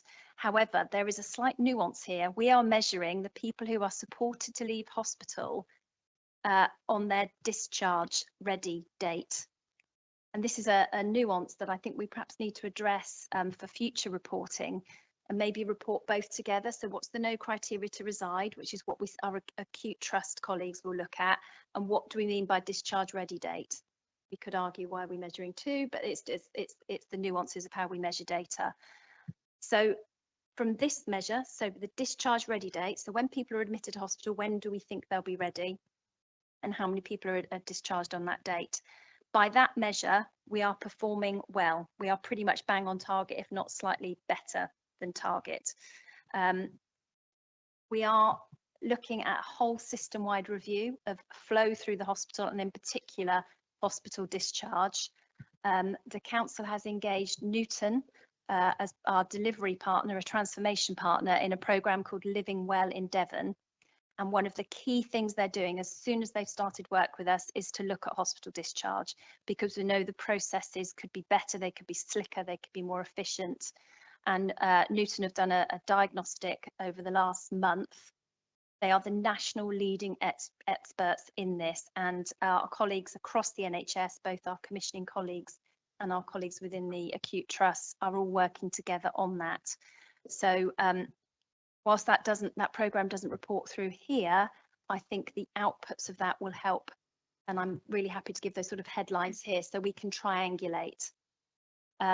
So I think that's something that we might want to look at in a bit more detail in terms of just making sure we're really clear about what we're reporting. But at the moment, from that particular measure, the measure we are required to report upon, we're doing okay. I think if we take a bit more of a strategic view, there's more we can do to get people out of hospital more quickly and more effectively. The next one we measure is residential admissions. So this is where people's long-term support needs aged 65 and over are met by long-term residential and nursing care.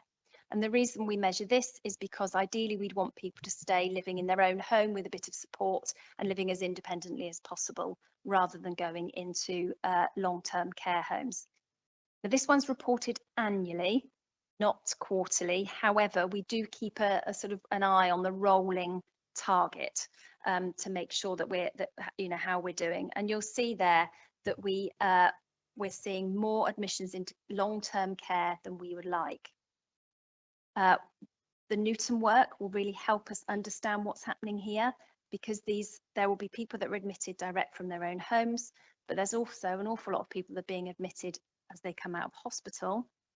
The aim would be to admit to a care home for a short period of time to assess their needs and get them back on their feet and then back home. We think too many people are staying in that short-term provision that becomes long-term provision. The longer you are in a bed in hospital, the more you decondition and lose your confidence to return home. That's exactly the same in care homes. The longer you're in a care home, the more you become dependent on that way of living, and you lose your confidence and ability to come home. So that's also part of the work that Newton are doing with us as part of our whole transformation about supporting people to live as independently as possible and making sure that our processes aren't inadvertently removing people's independence, which is the exact opposite of what we want to do. We want people to be as independent as possible. So again, when we report next time, I'd like to put some more detail behind those figures. So rather than just saying, here's the figure, we're above or below, but actually say, this is what we're doing about it. And we'll be able to do that next time I come, because we'll be a bit further down the line with the work that we're doing with Newton. The other thing we said we'd report here is a bit more detail about the budget. So you can see there that we've put the funds and where the budget goes at 4.3, but at 4.4, we've tried to highlight where are the areas we're worried about. And the big one, as we mentioned before, is the community equipment service. So that's currently overspending by 2.7 million. I think we said last time that the reason that we're concerned about that is that the budget has not been right sized in the first place. So the budget has remained the same whilst demand has gone up, and that's the right thing to do. We should be maximising community equipment because it helps keep people at home. So part of the work we're doing moving into 26-27 is rebasing the budgets within the Better Care Fund. Now, that doesn't mean we aren't keeping an eye on the community equipment spend, but what we need to do is make sure the budget is appropriate in the first place. Some of the things we're doing to keep an eye on the community equipment spend so that we can make sure that we are only prescribing equipment where absolutely necessary is we're maximising things like the use of the Independent Living Centre. So what we do is people get referred there to get a sense of what kind of equipment they need, what sort of innovations they can use. And with so much wearable technology now, you know, people with watches and smartphones and smart speakers, there's an awful lot already in people's homes. We don't need to commission or prescribe that for people because we can maximise what people have already got in their own homes. So there's that kind of work that's underway to support people rather than being drawn into the system. We also need to reduce the catalogue of equipment. We think we've been a bit generous in Devon when we compare to other areas. We've probably got a bit more on there. So for example, a key safe that keeps so that you can, if people can't come to the door to let people providing care come in, they might need a key safe. We would say actually they're not a huge expenditure and we would expect people to fund those themselves. So we would be looking again at whether we explore whether people could do that themselves. That's a tiny thing, a tiny example. Of course, there are much more. I think I mentioned before, we're also looking at the equipment we provide to care homes, because again we've sort of been a little bit more generous than perhaps other areas are. So we're working with our care home provider market to just be clear about what's appropriate for us to prescribe for them to use, and what we would expect for them to provide within the terms of their contract with the Care Quality Commission. The other thing we need to do is, once the equipment's out there, is make sure we get it back quickly as soon as people have stopped needing it. And there's an awful that we've got one of the best recycling rates in the country. However, I know Councillor Yardy, you've seen yourself that there's an awful lot that turns up at recycling centres. And probably about once a year we have this raised to say, why is it there? So firstly, I've done a bit of digging since our conversation. That's not the first port of call. If we provided equipment to people, they are told how to return it to us. However, clearly that isn't always the most easy thing to do, or maybe we aren't being as quick at getting it back and people are returning it to recycling centres. What we do then is we have an arrangement with recycling centres that periodically our equipment provider goes along and collects it all to recycle. Now that's either not happening timely enough, or perhaps the items just aren't suitable for recycling, but we will look into that, because I think you've said you've seen there's been quite a large collection in your local recycling centre. So I've asked the team to go back and revisit all of the arrangements just to make sure we're back doing that. There are some pieces of equipment that just aren't cost effective to recycle. So what needs to happen is they need to come back, make sure that they are safe, robust, and in order to go back out there, they also need to be cleansed. So for example, if you've got something like a commode, that needs to be deep cleaned before it can go back out there. The walking frames, we need to make sure that they haven't been subjected to abnormal use and that they're still robust and strong enough. Sometimes it costs more to do that than it does to just scrap it and have a new piece of equipment. And that, I know that's a really hard thing to balance, because nobody wants to see a skip full of walking frames. So we're increasingly doing work there to make sure we get them back quickly whilst they're still able to be reused. We're also doing work to make sure that only the equipment that goes out in the first place is absolutely appropriate. So reviewing our prescribers. So 82% of prescribing takes place within the NHS. So we're doing an awful lot of work with our NHS partners to make sure that we are only prescribing what is absolutely necessary, and that we make it really clear to people that this is a loan, this isn't theirs to keep forever, and that it will be, once it's no longer needed, it will come back. And we need to hold the mirror up to ourselves. So if you've had an awful lot of equipment for an elderly or ill family member, you don't want their equipment hanging around after they've died, and that's something that we need to make sure we can be really quick and sympathetic to people to get that equipment back as quickly as possible. Lastly, we've just re-established the South West Community Equipment Commissioners Network, and we chair that. Devon chairs that, and there's an awful lot of learning from Cornwall. We gather Cornwall have done a lot of work about controlling spend with their prescribers and making sure that they're getting equipment out quickly and back quickly, and only the most appropriate items are going out. So there's a lot of learning there from Cornwall. So again, I'm really happy to bring back a bit more detail on the actual, I can put in the report a bit more detail about the action plan and the outcomes we're getting from that. Thank you very much. So I've appreciated working with you outside the meeting relating to our discussions. A few questions went back and forth. I was particularly interested to make sure that procurement acknowledges that there are certain items that let's say expire after 3 years. Perhaps they could expire after 5 years, and we could use those pieces of equipment more effectively. And the second point was about how we might find ways to manage the stock of equipment across Devon in a way that means that we can make sure that it's used before its expiry date. It's a bit like medicines. So thank you very much for that. You made some very good points about working closely with discharge. I wondered if Alan, you've obviously got experience, I suppose, working with that, and I'm sure that you might have something to say about Solvay's report as well. Yeah, so Solvay and I have worked together in the past on this, very much this sort of thing. So I guess it's worth saying something, I suppose, about the lived experience on the ground in hospitals sort of right now, and having just come from Torbay this morning. So when you see ambulances queued up at the door, when you see full ED departments, you know, that and people on trolleys in corridors because you don't have enough beds to admit people to. You know, that it really hits home, I think, seeing that operational impact of how important it is to get the flow through hospitals working effectively. So much of what Solvo is describing about no criteria to reside and delayed transfers out of hospital, and the interplay between the health system and the care system and things that get in the way of early discharge and so on. It really speaks to that complex whole ecosystem of health and social care, doesn't it?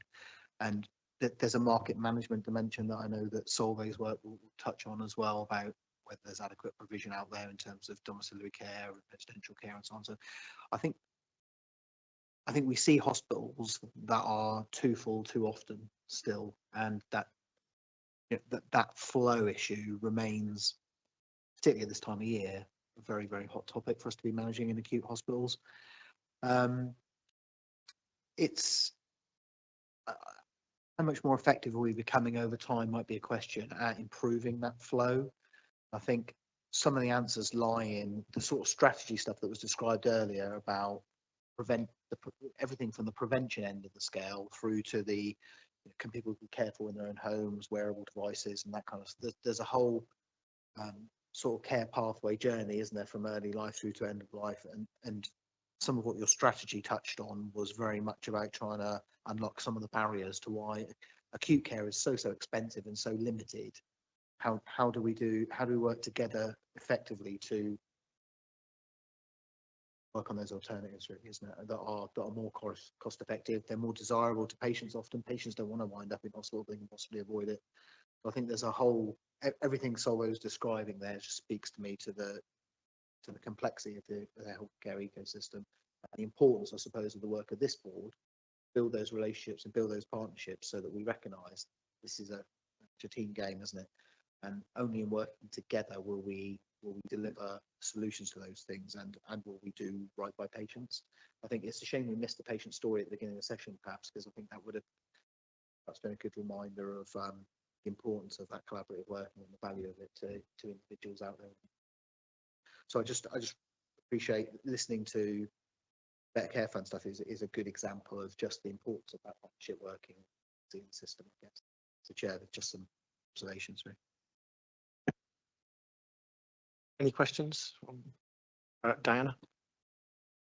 Thanks. I've got two questions, if I may. The first one, Solvay probably won't be surprised to hear me say, which is, can you explain how the BCSE have been involved in the name of the consultancy company that you're, sorry, what was it?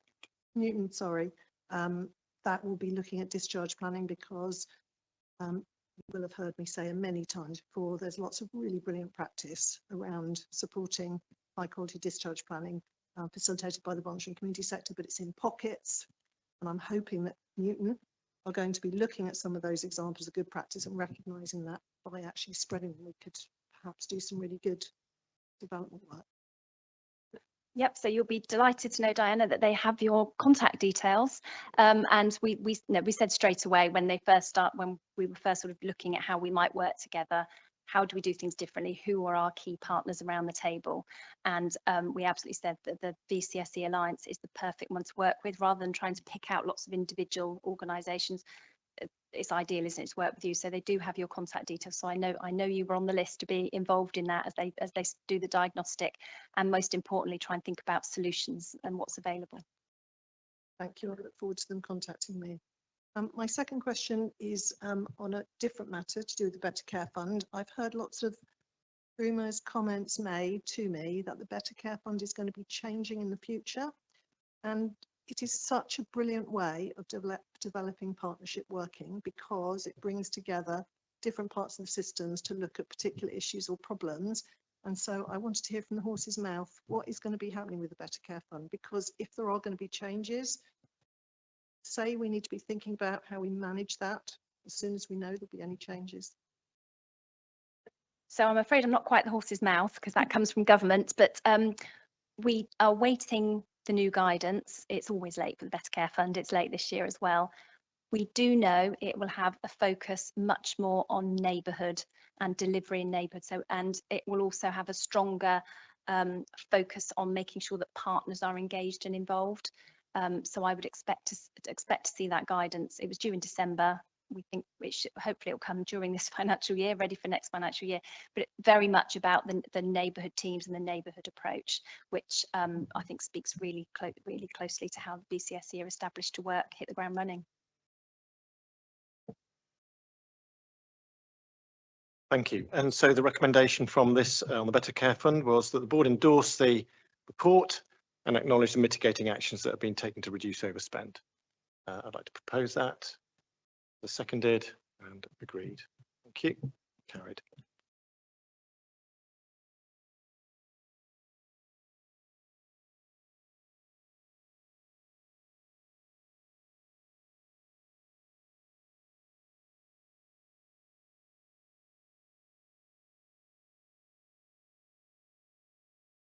Hi, thank you. So this report, which you'll all have seen, is produced across the Devon, Plymouth, Torbay and Cornwall footprint, which is the Local Resilience Forum footprint, but also the new ICB cluster footprint as well now. And it's a assurance report to Steve as Director of Public Health and the other Directors of Public Health in the respective organisations around assurance around the health protection system in place across the patch to respond to any instance. So the report covers a period, it's important to note, the report covers the period from April 2024 through to March 2025. So we're now some time on from that, but that's due to the time period mainly for the data for screening and immunisation to come through for us to be able to report on that effectively. We tried to bring it forward a little bit, so it's 3 months earlier this year. So the purpose of the report and the purpose of the work through the year, we work together across the wider system for health protection, across social care, across health, across local authorities and with civil service to identify any gaps in services or any issues that come up through response to incidents that take place. And I think one thing to really note in this last one, you might have noticed, one thing that we have been struggling for some time to put in place across Devon is a really robust strategic approach to community swabbing for high consequence infectious diseases. We've had to rely on a fairly reactive response to that, which we've always been able to effectively stand up within our community. But our ICB colleagues have worked with partners, but to come up with a good, robust offer for that over the past year. It's already been set up effectively in South and West, and we've got it going live from, and I understand there's training going on now, it's going live in the North and East patch from the start of next week. And I think that's just one example where we've worked really well together. TB services have been very stretched. We've seen quite a different pattern in tuberculosis over the past few years, and we've also made really good progress at setting up a multi-partner stakeholder group looking at that right through from the sort of treatment and prevention treatment work that takes place in the trusts through to the prevention work that we can do with the community with different high-risk groups. So in terms of work that's taken place over the past year, a huge amount of work's taken place around vaccination coverage. Overall, Devon in quite a large geography looks quite good. Our coverages generally seem to be quite good for vaccinations and for screening, but actually what that does is often cover up inequalities because they can be easily missed, and we do have some areas where we've got geographical or population group inequalities, and that is a risk because if it's a vaccination if you've got low uptake, you're risking things being able to spread in those areas and then to others. So we've worked really hard to identify those areas and put plans in place with the ICB and with funding from NHS England to put programmes in place to improve that uptake.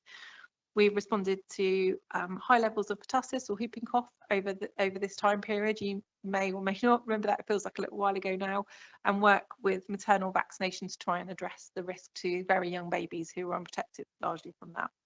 And there's a great deal of work went into MMR vaccinations due to the national increase in measles outbreaks that took place. The UKHSA led the response in 2024 to the large cryptosporidium outbreak that took place on the border of Devon and Torbay, and notes that in the report, but the investigation into that situation is still ongoing nationally, so we can't report much more than that at the moment on that.